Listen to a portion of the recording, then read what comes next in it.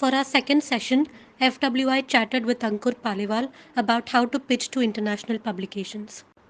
Ankur Paliwal is an independent journalist covering science, inequality, and LGBTQ rights. So, I mean, I'm just speaking from my own experience and what I've heard from my freelancer friends and also from the editors themselves. I've had the privilege of sitting in some meetings where they sort of look at the pitches and proposals, whether they are funders or they are the editors. So this is just from my own experience. About prepping for pitches for international publications, it's like slightly different in a sense that what they expect from a pitch is that you should have done a fair amount of pre-reporting on that pitch, on that story already. So you should have had made a good number of calls to know what exactly the story is. Also having a sense of who could probably be the main character, what are the sources you are going to speak uh, to, who are the sources you are going to speak to, and how you will report the story. So like giving a sense of method. So it's a slightly extensive pitch than generally what editors in India expect. And this probably happens, and this kind of touches on your question about bias, uh, which is that a lot of editors are just hesitant, I would say, in working with new writers wherever they are, whether they are in the US or African countries or South Asian countries, wherever. They're just hesitant. And because they think, and this is my understanding, is that they might have to do a lot of work with the writer and explaining the editorial process and things like that could take a lot of their time and they might not have it. So there are two ways to get around it. Is that you could start small, as in like start with a news piece. So that won't require extensive reporting, extensive even pre-reporting for the pitches. And you get a news piece out, build a rapport, the editor understands you, you understand the editor, and then sort of gradually maybe start pitching feature stories. Or the other way is that just write a terrific pitch, and that might get the editors interesting. Like this is what just what my experience is. Mm-hmm. Yeah. Um, yeah. Would you say that also it helps to have like a portfolio within like India, for example, like having pieces published in with Indian publications? Does that have any bearing on if you can pitch to an international publication? Like, do they give you more of a sort of due if you have already published within India? Right. So I would say that it definitely helps if you have reporting and writing experience in India. You have published with Indian publications. And I mean, although it helps, and it varies, some uh, international outlets actually look for whether you have published outside India with any media outlet. They have this thing, some of them have this thing that the editorial standards are different in, say, India and how they think editorial standards should be. So it definitely helps to have your portfolio in India, and the more range you can show to them is better, both in terms of subjects and in the length of the stories and the type of pieces you have done. Right. Thank you. So the next question is more technical, and it was about something that also confused me a lot is how payment would work when it comes to international publications. What kinds of process should one expect, and what should you already have set up for yourself to make that process easier? Right. I'm slightly confused. What do you mean by payment? Do you mean the amount that they pay Uh, or something like, else? so there's some publications that will only pay through PayPal if you have an international bank account and things like that. So what did you encounter in terms of that, like just those financial technicalities when you're dealing with international publications? Right, right. So I personally haven't had a problem like this. All the publications I have worked with have given me a range. So a lot of them give a range that you can opt for just a direct wire transfer. You give them your bank account details and whatever the details that they require of your bank, like Swift code, etc. Or they would say that we can send you a check. Almost never opt for it because it can get lost. Yeah. And some insist on PayPal. But I would say that have a conversation with them. Say that it is difficult for you or you don't have an account. Can they transfer directly to your bank? So a lot of them understand these technicalities or problems in transfer. So, so they would be happy to work around it. Mm. That's my understanding. You just like, I would just say like one thing in working with international publications is that talk, reach out to them, ask, say whatever problem you are facing, explain the problem, and they will work around it. Most of them. Right. Right. Yeah. Thank you. So one question that came up, even in just the session that we had previously on the basics of pitching, which I think would be even more important for international publications, is what kind of tone should one use in the emails, like the level of formality or informality, and is it different? Is it a different standard than you would find when talking to Indian editors or Indian publications? Right. So I would say that you don't really have to be super formal. It's just like you address as dear TK, like dear John, Right. or just say hi, and all of that works, and you just explain about your work, who you are, give your introduction, and send the pitch. You do not need too many formalities. Mhm. Uh, so, I mean, the editors outside, almost all of them that I have worked with, are pretty chill. So, so Mhm. I don't think you should worry about the formality or the tone. Mm-hmm.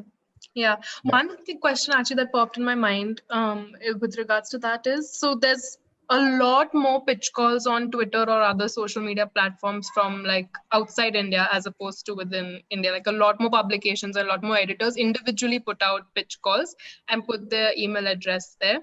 What is one thing that actually came up even yesterday was, what is one should there be a rule around like DMing or like messaging on that platform itself, like to editors? To is there sort of, is that looked down upon in international publications if you just message them rather than email them? Like, what is that difference? Right, right. So I have done both. I have found that a lot of them prefer email because it just gives them this a bandwidth of time so that they can respond when they have time and they don't feel obligated in some sense to Mm-hmm. respond right away. But I have done DMs also, Twitter messages also, and editors have responded. Okay. So yeah, but it's just my own perception that that they prefer email. It's just my perception, but I have got responses on both email and DMs. Okay.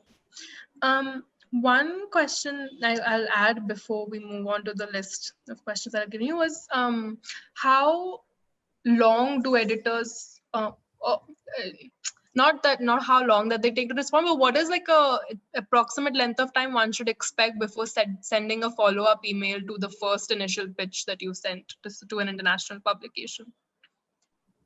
Right. It's a good question, and it took me some time to figure this out. I actually asked a lot of editors myself Right. to like what's the time sort of they generally expect. So definitely give them a week. You have sent a pitch. Definitely give them a week to send, or even 10 days, I would say, to uh, for them to come back. Unless it's like a news piece, something which is developing very fast, and a week waiting for a week might actually kill the story. So in that case, you just write in the subject line that it's urgent or it's news, so that the editor sort of look at it quickly and they would know that it is urgent.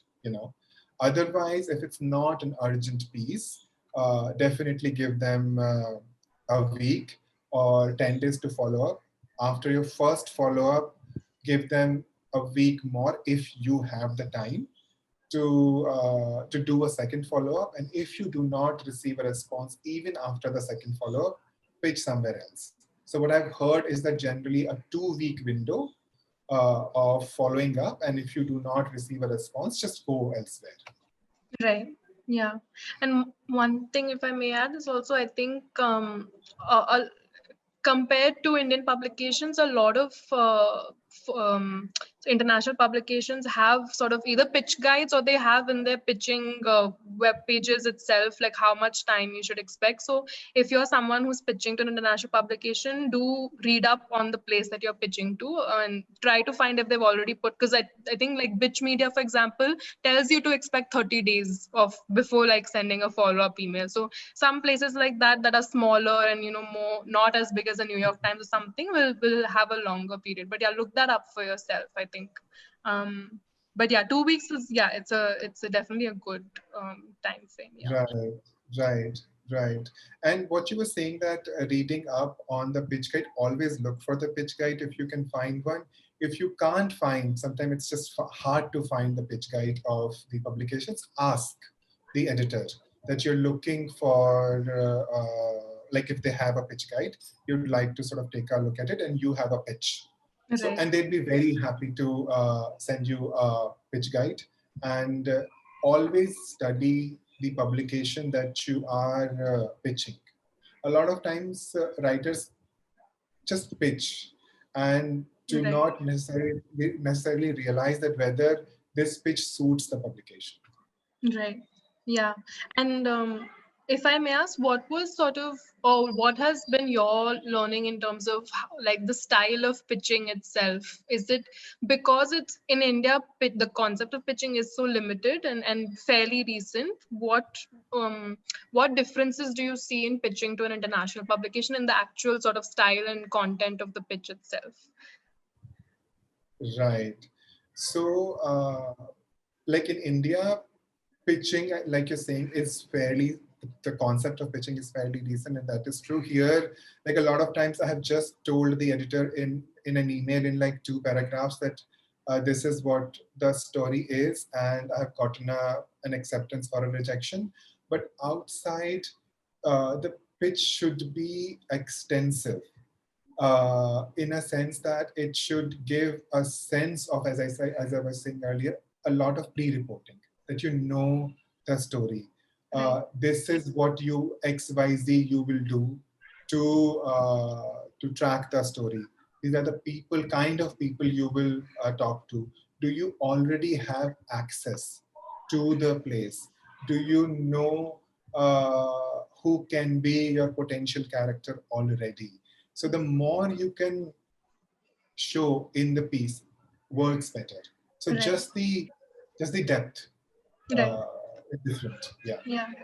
Yeah, I'm guessing that's also because presumably if an editor is not has doesn't have any ties to India, they're sort of hoping that the writer can like compensate for that lack of knowledge that they might have themselves, and that the writer will provide more than the editor would be able to do themselves or something. Yes. So yeah. Yeah, you're absolutely right. They're looking for more context. So that is something I Right. forgot to say earlier, is that give the context of India, of the culture, where the pitch fits.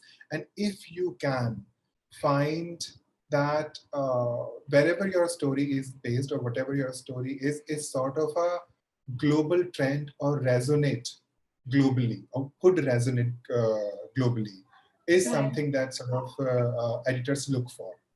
Right. Yeah. So one question that comes up is in general also is how do I get my pitch noticed? But there's specific questions of international publications. If it's a huge publication like the New York Times or somewhere, then how do you stand out in what do you do to make your pitch unique? Right. So I haven't really pitched to New York Times, but but what I know, and this is again has come from editors themselves, is that if a publication has a presence, a decent presence in a country. Let's take the example of New York Times or Washington Post.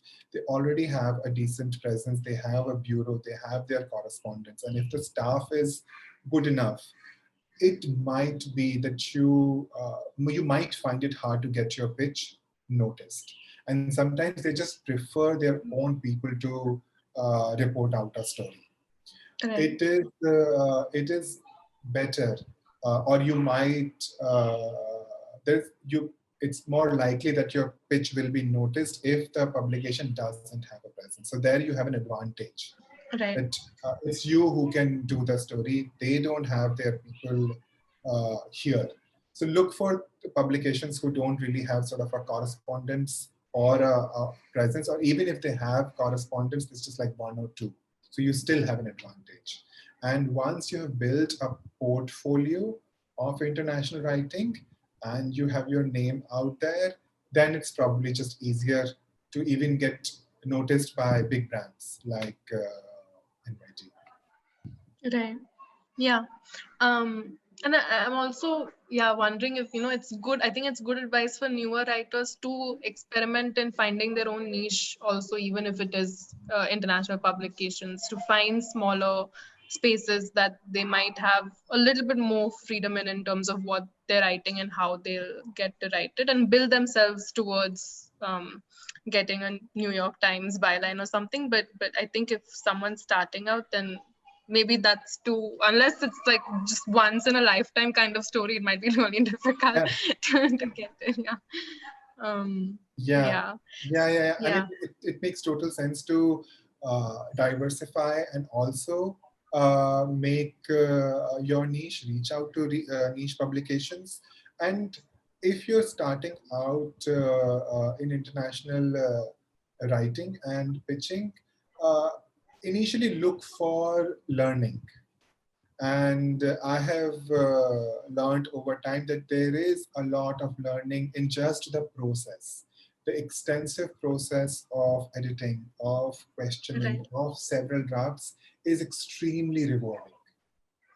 Right. Yeah, I think finding capable editors who are sincere and sort of open to and receptive to you is probably more important than getting a line in a big publication. Yeah. Right, right. Because they will help you hone your craft, you know. Right.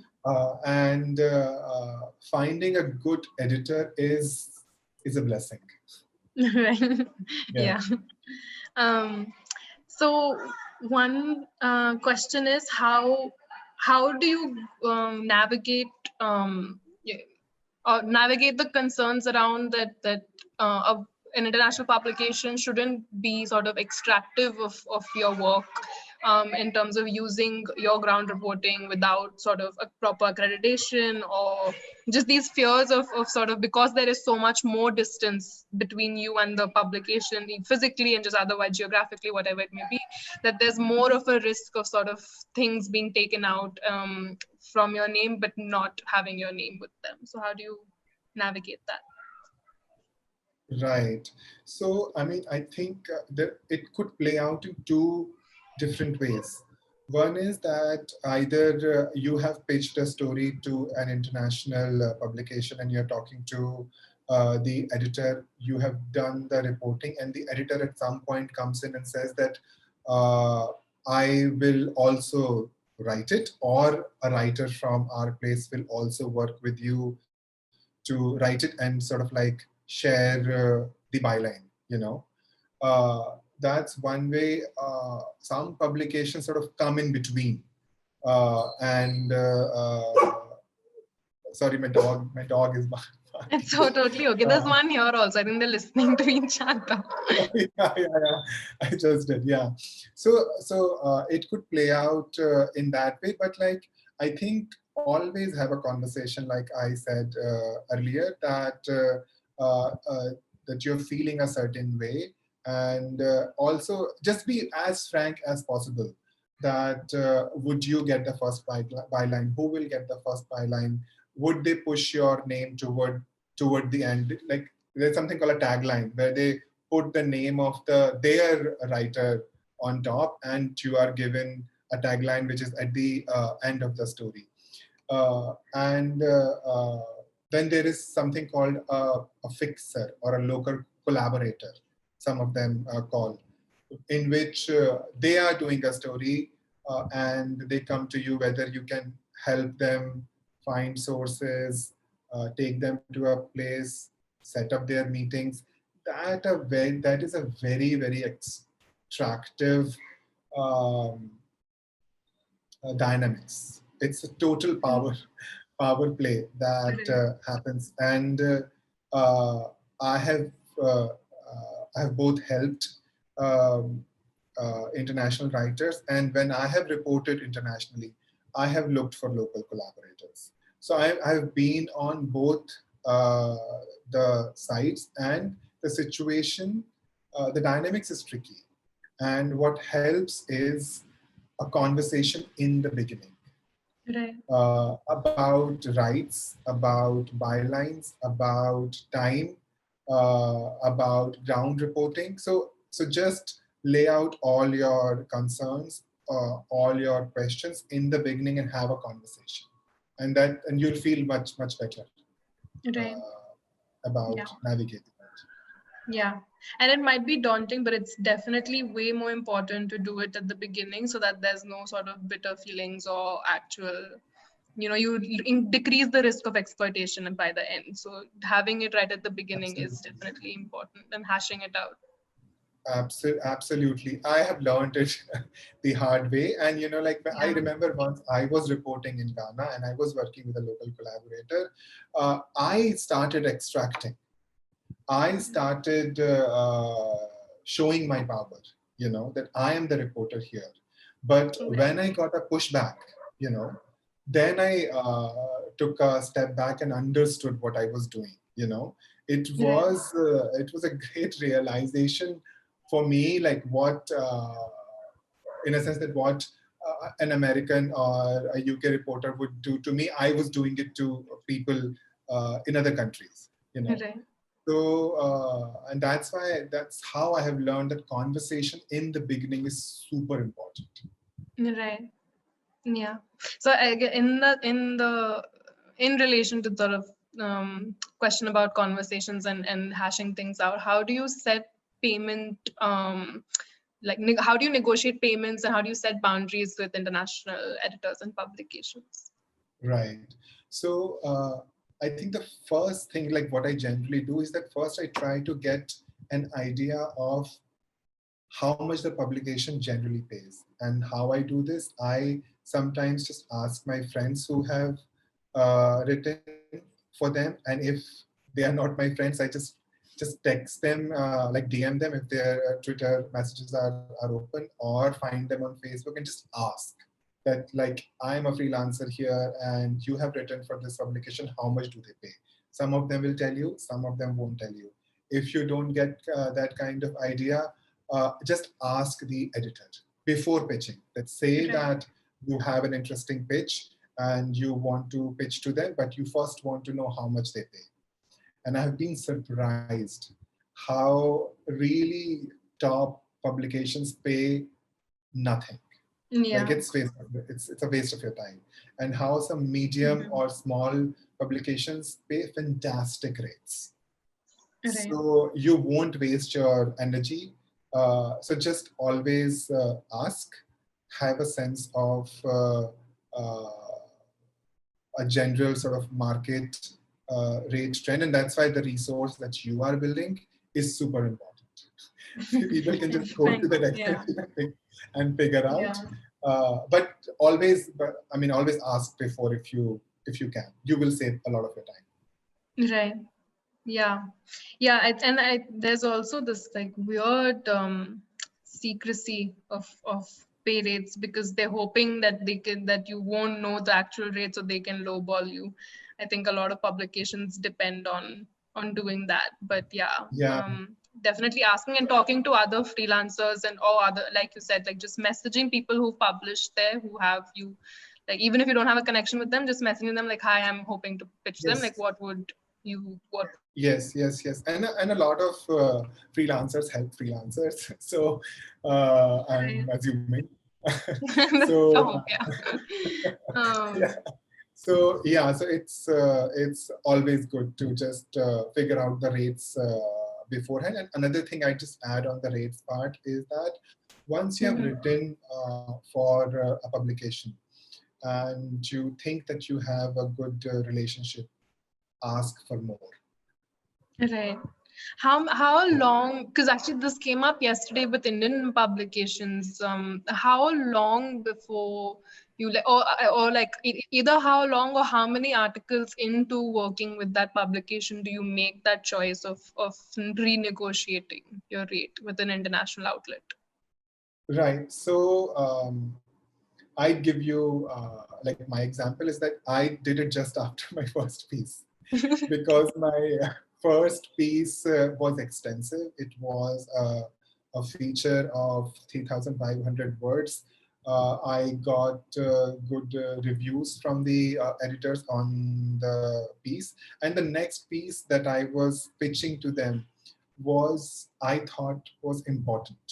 And I had a sense that it's their kind of a story.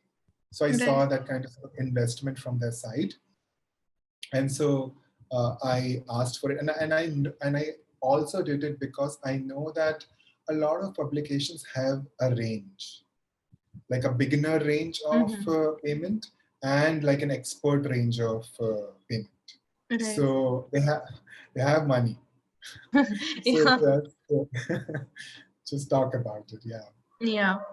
Yeah, and I think that's um, amazing what you said because I think a lot of people don't actually realize or they want to push aside the worth of their article just because they just are getting desperate to get published or something. But knowing the worth of your article, knowing the importance of what you're writing should definitely factor in into how much you think that piece is worth because you're putting your time to it. You should get the monetary compensation for that. Right, absolutely. And editors would also value it. Like, I understand that in their first piece, they are hesitant. Right.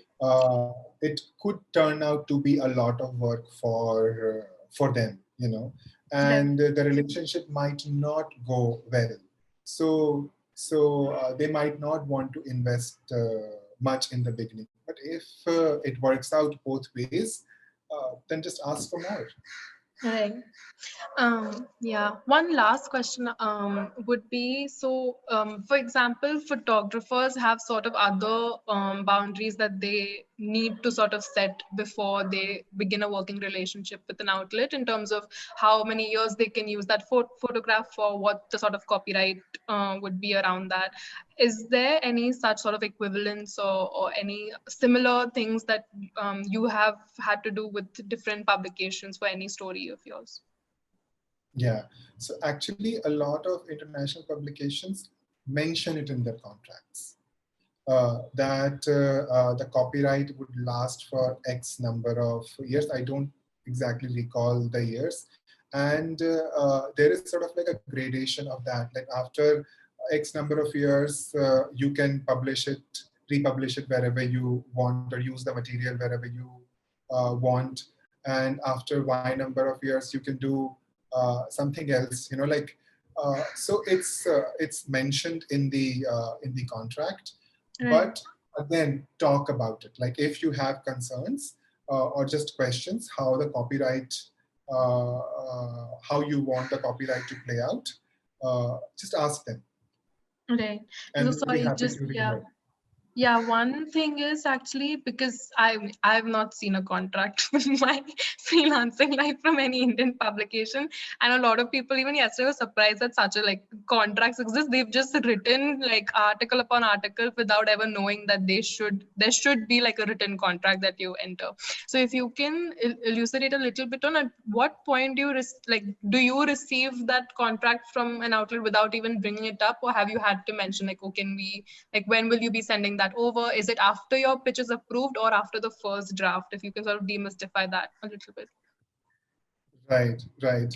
So when an editor approached me that I'll sign a contract, I was shocked. Like, is there a thing like a contract? Because Yeah. I just write emails to the editors and talk about the rates also much later after I have written the piece. Yeah. So I was just surprised by the professionalism of a Right. contract and sort of like laying down every little detail, Yeah. of the story and of the relationship, Right. uh, in the contract. So uh, how it works outside is that right after your pitch is approved, you get a contract.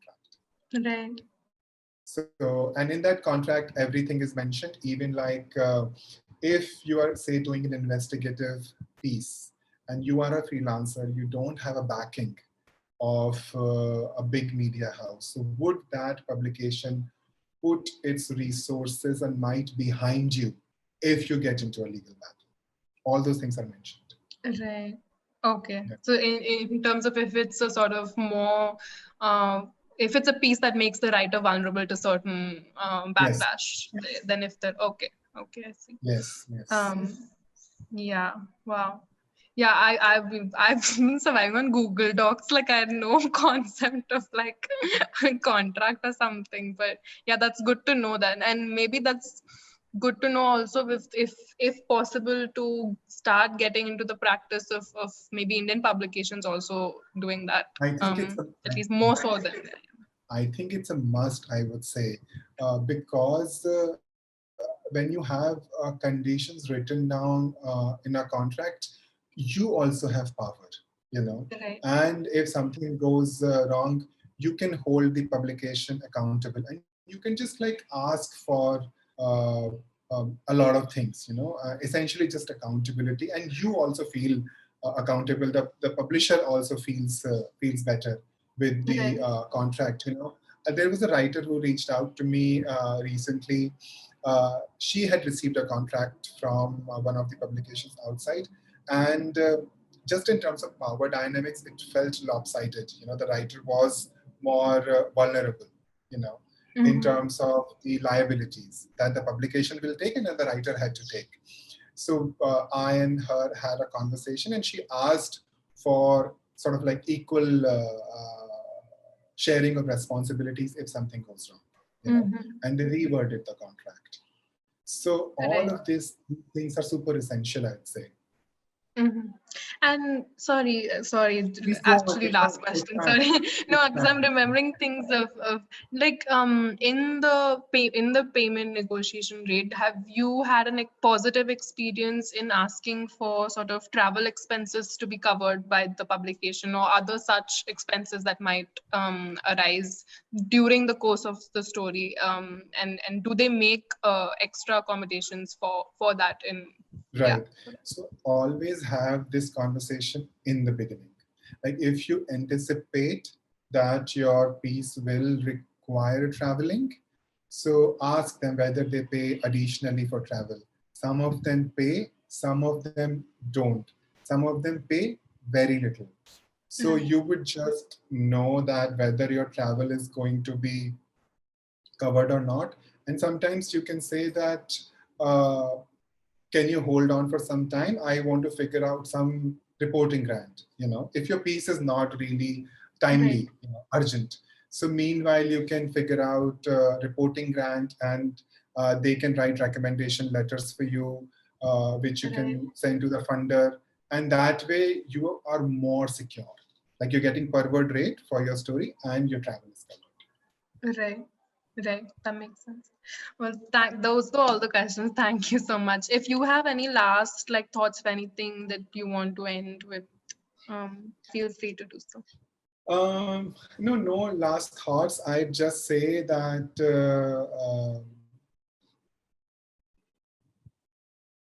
look for growth. There is a lot of growth in working with great editors. Listen to them. They have a lot of good things to say, and a lot of them really do a lot of hard work, sometimes harder than you, in shaping a story, Right. and push back when you have to. Right. Like don't just take everything that they say. Push back when you feel that you need to push back, and they appreciate it. Right. And that's also a learning is when do you like that's a form of growth is knowing when to go for it and knowing when to hold back yourself. So that's Yeah, yeah, yeah, yeah, yeah. definitely. Just I Yeah. would say just talk more. We are used Yeah. to not talking. Yeah. Yeah, be very intimidated Yeah. for a lot of Indian writers. Yeah. Yeah. And I think a lot of people because they're constantly like so worried about, because it is such a monetarily vulnerable profession, they kind of forget to sort of actually work on the craft because there is no time. You're just trying to make the next paycheck. So I think it is definitely important to once in a while center your growth as a writer first and foremost. Yeah. Yeah, yeah. And almost like as a freelance writer, you have to stitch your writing with something else. If you are a freelancer, you Right. might have to teach or create your own project or something else, to have some sort of financial cushion. Because another thing with international publications is that your story can take much longer than you expect. Like in India, your story, you pitch a story, you report it, it comes within a couple of weeks or within a month. Outside, Right. it could take 6 months and even a year for one story to come out. And so your Right. payment comes after that much of a long time. Right. So just be aware of that too. Yeah. Yeah. Well, okay. Thank you so much, Ankur.